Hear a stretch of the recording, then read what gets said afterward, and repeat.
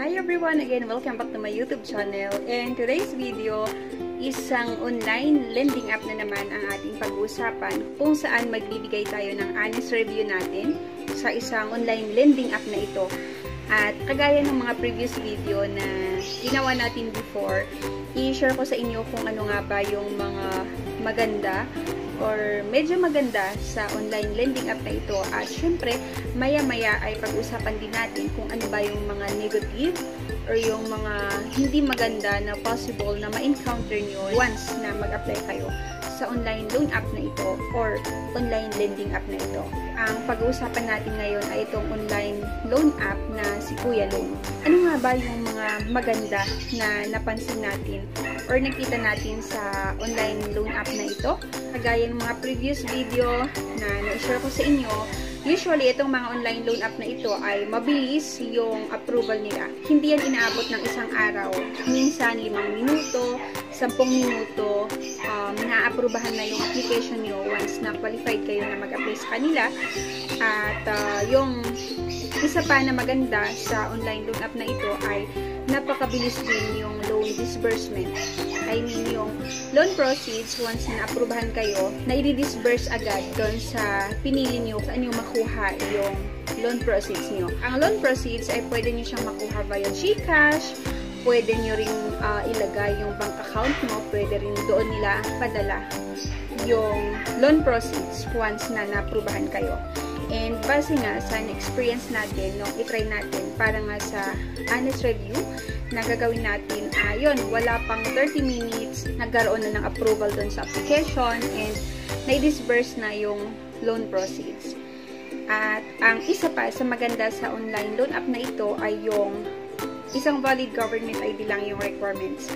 I mean, hindi mo na kailangang mag-submit ng company ID, hindi mo na kailangang mag-submit ng payslip or yung mga proof of billing kasi nga isang valid ID yung requirements lang nila or isang valid government ID.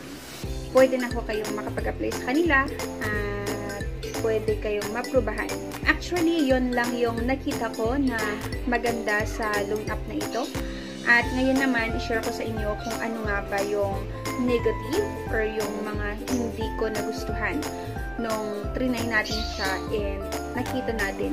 At maliban sa honest review natin, i-share ko din sa inyo yung mga experience ng mga ibang borrower na nag-post doon sa Facebook group natin at syempre yung mga ibang borrower na nag-message sa ating Facebook page para doon sa mga katanungan nila.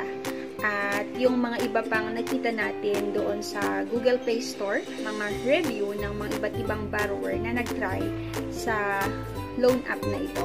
Ang isa sa mga hindi maganda sa online loan app na ito ay yung napakataas yung processing fee nila na inaabot ng 40% to 50%. At ang masama pa ay ikakaltas nila agad yung processing fee and interest rate doon sa amount na utangin mo, tapos kung ano yung matitira, yun lang yung matatanggap mo. So, halimbawa, mag-loan ka ng 3,600, tapos ang makukuha mo lang, or ang matatanggap mo lang ay 1,980 pesos kasi nga, pinaltas na nila yung processing fee and interest rate na halos nasa 40 to 50%. Ang isa pa na hindi maganda sa online loan app na ito ay yung short terms talaga sila. Ang ino-offer lang nila na terms ay 7 days kapag first time mo na mag-loan sa kanila. At diba, ang masama pa ay maliban nga doon sa 40% to 50% na interest rate and processing fee, kailangan mo nang bayaran yung loan mo sa loob ng 7 days lang. Kaya kung ako sa'yo, kung iniisip mo na mag-try na mag-loan sa online loan app na ito, hindi ko siya nire-recommend kasi nga, instead na makatulong sa inyo ay mas lalo pa kayong malulubog sa utang. Kasi akalain mo yung 40% to 50% na interest rate and processing fee at kailangan mo siyang bayaran sa loob ng 7 days. At ang masama pa, kapag hindi mo siya nabayaran doon sa itinakda nila na due date mo, asahan mo na makakatanggap ka ng iba't ibang text messages, ng mga iba't ibang calls na tatakutin ka nila na kailangan mong bayaran yung loan mo. At merong mga pananakot, panghaharas, at ang isa pa na hindi maganda sa online loan app na ito, I think hindi lang naman kay Kuya Loan yung mga ganitong nananakot, maging sa mga ibang online loan app or yung mga loan shark na tinatawag. Ang isa pa na hindi maganda sa online loan app na ito ay yung bago pa lang yung due date mo or 1 to 2 days pa lang bago yung due date mo ay makakatanggap ka ng mga text messages na parang sinasabi nila na kapag bayaran mo yung loan mo ay qualified ka na makapag-loan ng higher amount para sa calamity loan. Pero ang nangyayari kasi, once na nag-advance payment ka, it's either i-approve nila yung next loan mo or i-decline nila, or if not, ang mangyayari ay hindi naman talaga tataas yung malon mo sa kanila. Parang ganun pa rin. Parang nagsasabi lang sila ng mga matatamis na salita para makapagbayad kayo dun sa loan nyo ng advance. Pero sa totoo lang, hindi naman talaga sila nag-offer ng mga higher amount pa. Like yung sabi nila na kapag bayaran mo yung 3,600 na loan mo nang mas maaga, ay pwede kang makapag-loan sa kanila ng 15,000 daw na calamity loan, na hindi naman talaga totoo. Hindi lang naman sa akin yun, check nga ako doon sa Google Play Store and nakita natin na maraming mga borrowers talaga yung nakatanggap ng ganong text messages and nagsettle sila ng advance doon sa loan nila. Pero ang nangyari, hindi naman sila na-approbahan ng higher amount. Yung mga iba pa nga ay na-decline sila nung magre-loan sila kay Kuya Loan. Meron tayong nakita, do hindi ko naman ito experience kasi nga na-settle natin yung loan bago pa lang mag-due date. Pero meron akong nakita sa Google Play Store na review ng isang borrower na due date niya pa lang ngayon, then nakakatanggap na siya ng iba't ibang calls, ng maraming text messages na nanggaling sa iba't ibang number na ang sabi ng client na ito ay sobrang nakakaabala daw kasi pabayaran niya naman daw talaga yung due date niya.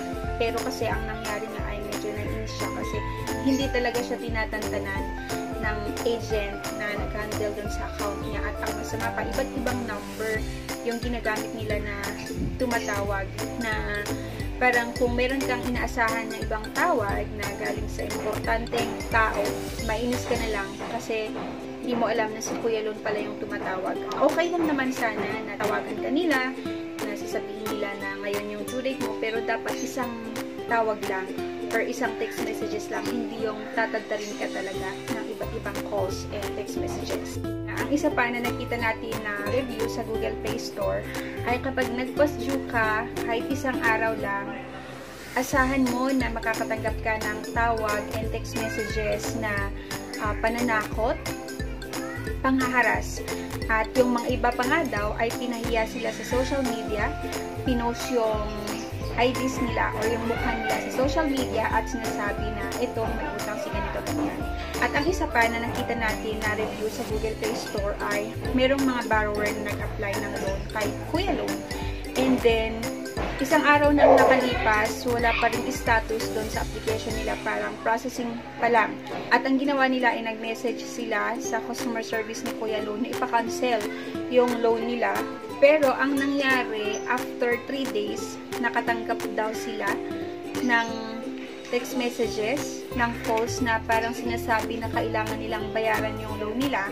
At yung borrower na ito nga ay nagtataka siya kasi wala naman daw siyang natanggap na pera, pero bakit may nagte-text? At may tumawag sa kanya na nagpapasettle ng loan. Pinakancel niya naman daw yung application niya. Hindi ko alam kung nag-push through yung application niya or hindi, pero ang sabi niya kasi parang pinakancel niya, and then wala naman daw siyang natanggap na pera, pero after 3 days may nagte-text na sa kanya at tumatawag na kailangan daw niyang i-settle yung loan niya. Hindi naman makatarungan yon kung hindi mo natanggap yung cash, tapos aabalahin ka ng mga text and calls para mag-settle daw ng loan mo. Marami pang mga iba't ibang negative na review ng mga iba't ibang borrower. Pwede niyo siyang makita or i-check niyo lang si Kuya Loan or yung Kuya Loan sa Google Play Store, and pwede rin kayong mag-join sa Facebook group natin na ito para ma-accept ko kayo at makita niyo yung mga ibang post ng mga ibang nanghiram sa online loan app na ito. At hindi lang sa loan app na ito, sa mga ibang online loan app din, yung mga ibang app na nag-offer ng loan. Kapag gusto niyo mag-apply ng loan, I think mas maganda niyo consider natin yung mga bangko. And yun nga, i-browse niyo yung mga previous video na ginawa ko para malaman niyo yung mga ibang lending na i-recommend natin. Hindi ko nire-recommend itong mga loan shark na ito kasi hindi talaga siya nakakatulong. Instead, mas nagbibigay siya ng sakit sa ulo. Minsan nga, namamahiya sila.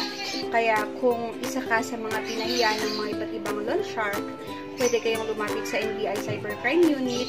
Pwede rin ho tayong magsumbong sa National Privacy Commission or NPC, and yan nga, sa Securities and Exchange Commission. Pwede nyo i-search yung email ad nila. Pwede kayong mag-submit ng mga complaint natin via email.